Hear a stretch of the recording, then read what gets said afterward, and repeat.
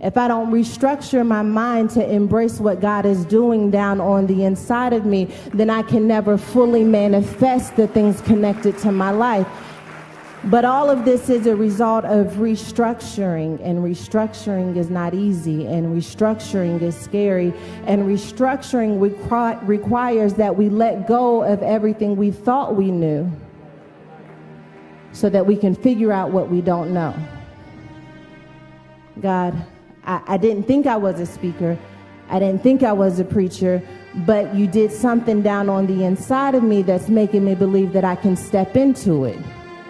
So God, I have to restructure the thoughts and the paradigms and the rhythms that make me feel like I'm not qualified if you're calling me to do something. Sometimes your greatest enemy is not underneath your feet. It's in between your ears. It is what you tell yourself about who you are and what God has called you to do. And I believe now more than ever that we are having to restructure so that we can manifest the identity and the reflection that God is holding up when he says, this is who you are. Which means that you have to change your mind about who you are. I can't be who I used to be and be who I am becoming at the same time. I gotta restructure my mind. I can't do the things that I used to do and show up the way that I need to show up. I gotta restructure my mind. I'm not under construction. I'm restructuring. I'm gonna use the same pieces. I'm just gonna place them differently. I'm restructuring my mind.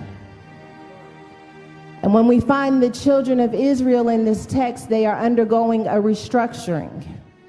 God is not demolishing who they were. He is restructuring who they were.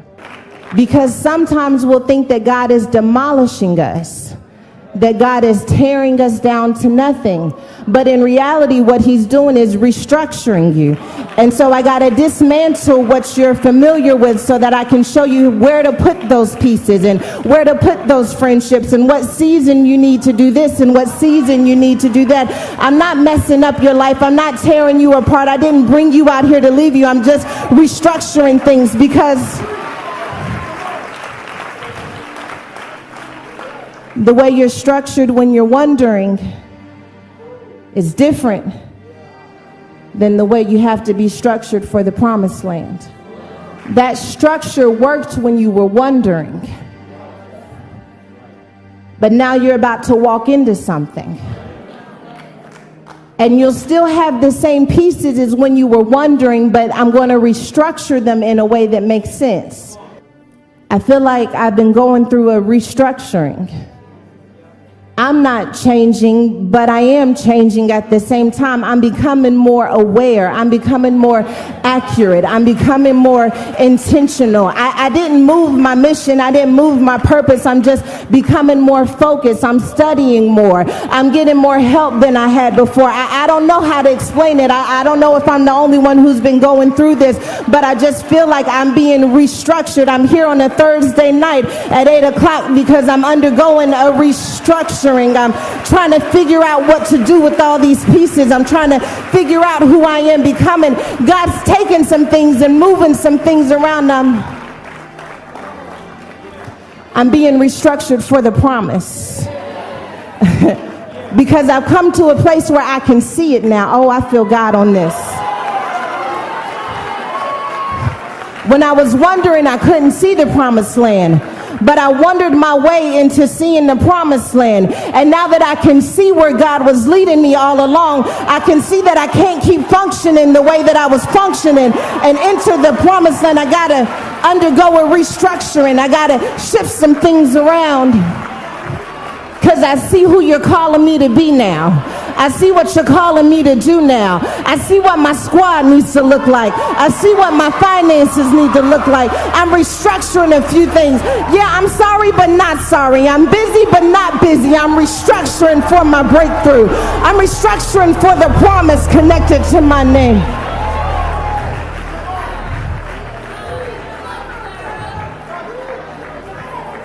In order for the children of Israel to step into the promised land, Moses has to die. because restructuring cannot take place unless something dies.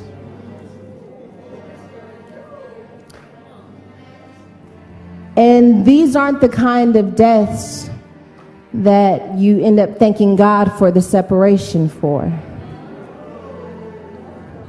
Not in the moment anyway. There are some things that you lose along the way that doesn't feel good.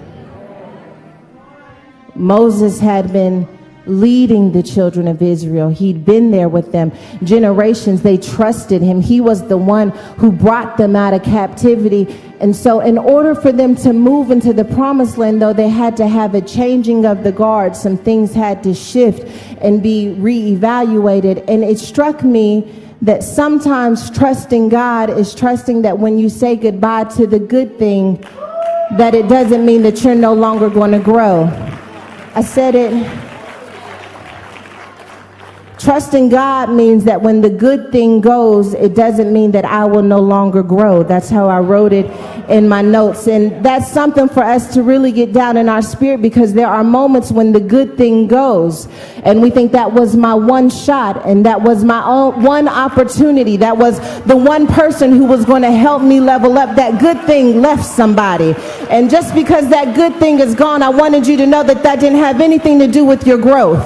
That if God was going to grow you, that he didn't need that good thing. I'm not saying it wasn't good. No disrespect to what you had to say goodbye to. I'm just saying that you saying goodbye doesn't mean that that was the end of your purpose and your destiny. I don't know who you are. I don't know what job you lost. I don't know what opportunity you lost. I don't know what deal fell through, but I'm telling you to wipe those tears and get ready to still walk into the promised land. That wasn't the only person who could lead you to next. That wasn't the only opportunity that could be your breakthrough. You have to say goodbye to the good things sometimes so your growth can spring up, so your mind can kick in, so your wisdom can show up, so your creativity can be initiated. The good thing left, but it didn't take your growth. You can still grow from this. You can still change from this. You can still have access. I feel that for somebody. That good thing wasn't your only way to have access. God said, I'm the one that's going to give you access. And sometimes I have to take the good thing away so you don't worship the good thing, so that you can trust that I wouldn't get you to the point where you could see it and not take you over the edge. I feel like preaching in this place. I feel like God is about to push somebody right on over the edge. That I'm about to show you that you didn't need a man to do it, that you didn't need a bank to do it, that you didn't need the studio to do it. God's got a million ways to do it. I got a million ways to do this thing. I could radically change your whole life with one word. I speak a word and mountains move.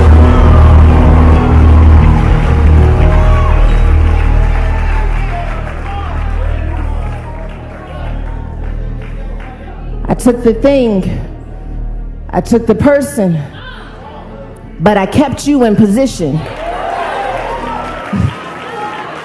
I kept you hungry. I kept you waiting. I know I took some things, but I didn't take your hunger. When I take your hunger, you can start asking me questions. But somebody's still hungry after all they've been through. Somebody still believes that they have access after all they've gone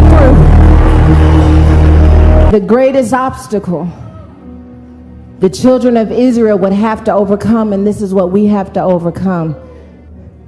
The children of Israel were used to being underdogs. And when you're an underdog, you see your deficit.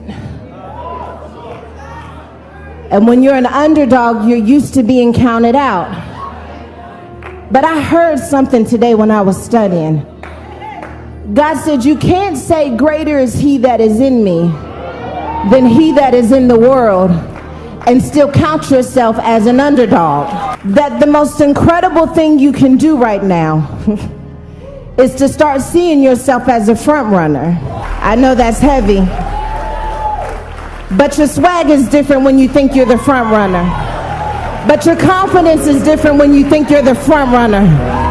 You know you're supposed to be in the room when you think you're a front runner.